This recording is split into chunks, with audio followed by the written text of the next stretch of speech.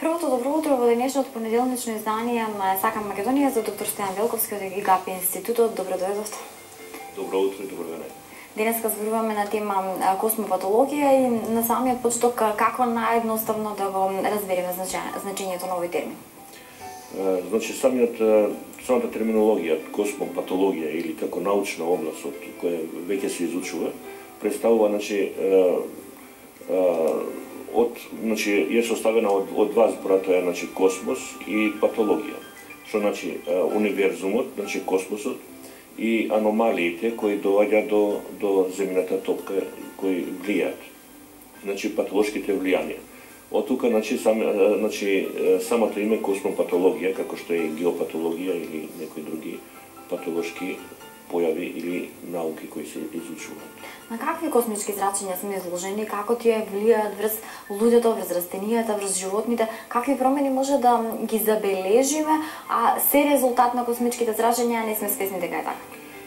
Значи, од космосот доаѓаат многу извори на зрачења, како што се, например, сончевите бури, потоа УВ зрачењето, сончевите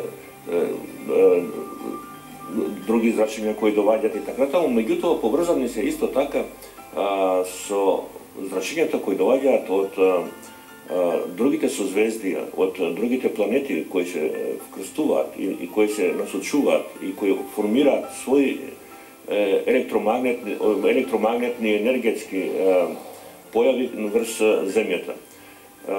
За сета таа среќа во тој процес земната топка е окружена со јоносферата, каде што обвивката на земјата или озонот кој постои, тој е како еден вид штит на земната топка, тоа е тропосфера, екзосфера и така натаму. Тоа се трите космички мрежи на Манфред Кери, на Хартман и Стојановата космичка мрежа.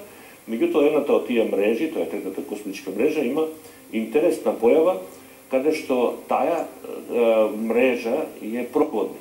Како проводник, таа е и патентирана такава, за која ќе стане збор сега во овие дискусии, и е можна интересна од научно-технички аспекти. Таа е презентирана пред Обединетите нации Руската академија на Светски конгрес во Русија и испитувана е исто така на највисоките точки. Например, еве се деновиве беше испитувана во Торонто, например, на кулата. Влијанијата на растенијата се анализирани, како тие реагираат на тие мрежи, на тие космички зрачења и така натаму. Потоа ново космички извор, тоа е космичкиот рој, кој исто така представува еден удар врз живата природа, еве например тука на растенијата. Меѓутоа имаме една појава каде што мравките, например, на одделни зрачења успеваат и ги обожаваат така да стварат своји гнезда. Но пчелите, например, спротивно од тоа се случува. Овде е дадено, например, каде што веќе се извршени известни заштити на фарми, на живеалишта и така натаму со разни методи, например, како што се по пат на трансформација на полето или по пат на директна заштита и така натаму. И влијанието, например, на човечкиот организам, односно електромагнетното поле на човекот, кој ќе биде на зрачење изложен за кратко време се зголемува, драстично се зголемува. И тоа, например, беше дадено опасноста на објектите од повеќе извори на зрачење тука се ставени. Меѓутоа, од космичките извори на зрачење, како што веќе накратко се напомна, постојат, досега познати беа на Манфред Кери мрежата, како Кериева мрежа, која беше објавена пред 2 века, потоа Хартмановата космичка мрежа, која беше објавена во почетокот на минатиот век, и космичката мрежа што јас имам објавено, обработувано, откриено и објавено, која по некој шаблон во науката го носи името на пронаоѓачот, тоа е Стојанова космичка мрежа, но имам откриено, како што напоменавме, и космички рој, кој е составен од околу 400 точки, кој е елипсовиден, и димензите му се околу 18-19 метри, во должина, и ширината му е околу 9-10 метри. Тие се така поинтересни извори на зрачења кои сме ги истражувале во институтот и јас лично. Сте истражувале геопатолошки промени врз нивното влијание врз животот на луѓето, определени населби, градови, населени места. Дали исти такви истражувања се правени по однос на влијанието на космичките зрачења? Има ли во Македонија определени точки на кои што навистина е изразено ваквото зрачење?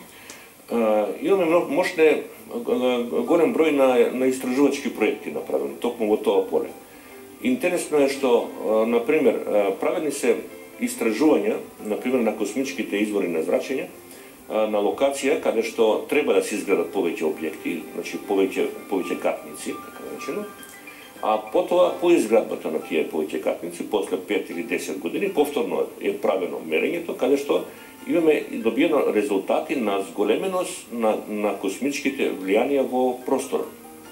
Тоа се должи пред се на зголемената концентрација на една локација, односно на еден простор од електрика, хемија, магнетно поле и така натаму, кои го ослабнуваат озонската обвивка на некој начин и успеваат космичките зрачења да бидат поагресивни, односно позастапени токму на тоа место каде што е и урбаниот простор, значи по-активен или по-збиена техничката опрема, металите и така натаму. Честопати се прашуваме дали сите оние електрични и електронски апарати што ги имаме дома може штетно да влијаат врз нашето здравје. Има ли некои правила по однос на разместувањето? Може би ли локацијата каде треба да бидат во домот, компјутерот, не знам, телевизорот, слични и други апарати? Па да, видите, сега, например, техниката иде многу напред, галопирачки се развива, што значи дека и е позастапена, меѓутоа за сета среќа па е и со намален интензитет на влијание од дел од таа техника. Значи не се веќе тие телевизори што беа со катодните цеви, кои има 3-4 метри веќе праволиниско влијание на зрачење напред и назад и така натаму. Сега овие со се LCD и така натаму се многу по-современи и помалку имат влијание на зрачење, меѓутоа сепак зголеменоста на бројот на извори на зрачење во еден семеен дом представуваат и проблем за самите станари кои живеат. Од тука, например, пожелно е да, например, мобилните телефони преку навечер, уствари да не бидат во близина на главите на каде што се спие, да немаат вклучено, да речеме, рутери и така натаму во близина каде што се спие, затоа што тие знаеме дека веќе имат силен ефект во близина исто така. Метар, 2-3, тука негде се движи, да речеме, тоа, значи, тој просек на влијание на зрачењето од рутерите. Така да секој извор на зрачење подобро е да биде подалеку од телото. Иначе последиците се различни, да речеме, од симптоматика, почнувајќи со главоболки, со намален крвен притисок или зголемен, најчесто се случува крвен притисок, потоа кардиоваскуларни проблеми, малигни, бенигни тумори и така натаму. Да речеме, од космичките зрачења симптомите се, да речеме, различити. Да речеме, од мрежите најчесто се јавуваат малигнитети. Да речеме, во кои над 95% од канцерот, според нашите истражувања, е токму од тие електромагнетни полиња, електромагнетно-енергетски полиња, кои доаѓаат од космосот, да речеме, тие мрежи. Меѓутоа, од космичкиот рој, да речеме, што е откриен, од тие точки, па тие најчесто го напаѓаат коскеното ткиво кај живиот свет, поточно кај луѓето. Луѓето чувствуваат како реуматични болки, почести заболувања на коските и така натаму, се до појавата на тумори и канцери. Да речеме, ние имаме регистрирано деца кои имаат тумори малигни или бенигни, створени токму од таквите точки, од космичкиот рој кои биле изложени. Сето тоа се носи своји последици.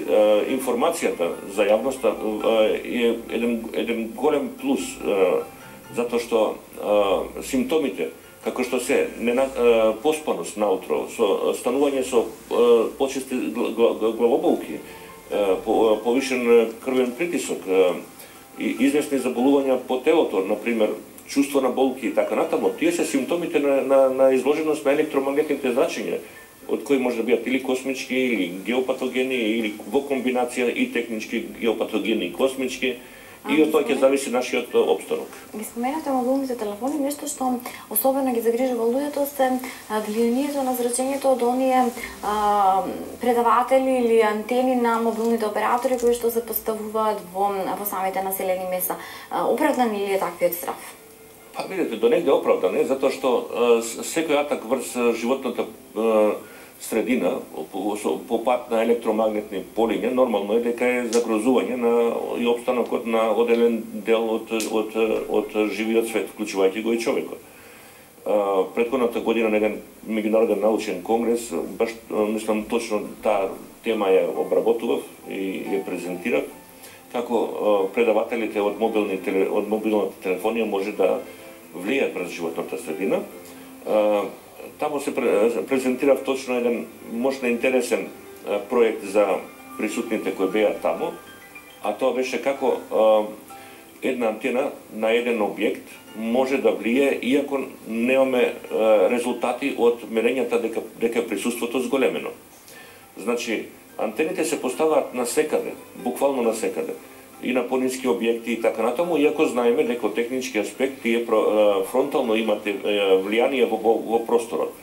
Меѓутоа има една друга појава, например, и на повисок објект, таа антена има така наречен една завеса од електромагнетен смог кој го ствара во фронталниот дел во зависност од поставеност на самите предаватели, односно самите антени, односно поточно предаватели, и таа завеса врши попречување на космичката енергија, каде што ние зависиме од таа енергија која нашите клетки се полнат буквално или функционираат.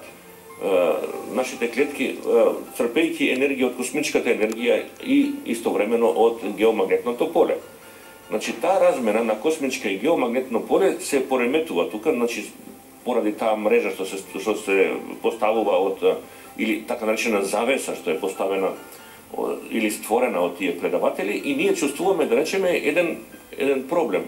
Значи почнуваат симптоматика, и ако направиме мерење во тој објект, мерењата покажуваат дека е се во нормалата, а симптомите не се во нормалата.